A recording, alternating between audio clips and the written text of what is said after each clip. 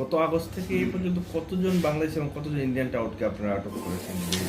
আমাদের আগরতলা জিআরপি থানাতে মানে 5 আগস্ট থেকে 24 ডিসেম্বর পর্যন্ত আমরা যে একটা কাউন্ট করেছি, এখানে টোটাল 87 জন বাংলাদেশি নাগরিক এবং 10 জন রোহিঙ্গা আছে যারা বাংলাদেশ থেকে এসেছেন উইদাউট পাসপোর্ট বা কোনো রকম ডকুমেন্ট ছাড়া, এবং যাদের সাহায্যে তারা মানে এখানে আগরতলা পর্যন্ত এসেছে। এরকম আমরা 28 জন ভারতীয় মানে দালালকে আমরা গ্রেপ্তার করতে সক্ষম হয়েছে এবং প্রত্যেকে আমরা আগরতলা মহামান্য আদালতে প্রেরণ করেছি এবং এখন তারা জেলখানাতে আছে।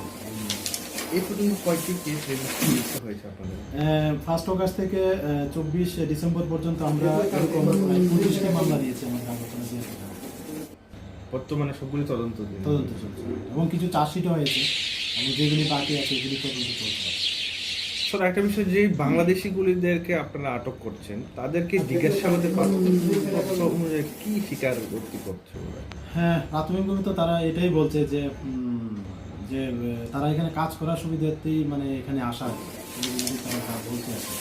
তো আমরা এই বিষয়ে ছাড়াও আমরাও মানে তাদের দফায় দফা ইন্টারোগেশন করেছি এবং করছি।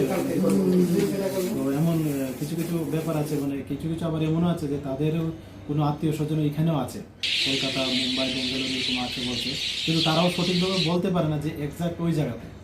তো আমরা ওইগুলি যে আমাদের যেই আত্মীয় স্বজন বা ওইরকম রিলেটিভ আছে, আমরা আমাদের যে ঊর্ধ্বতন কর্তৃপক্ষ আছে আমরা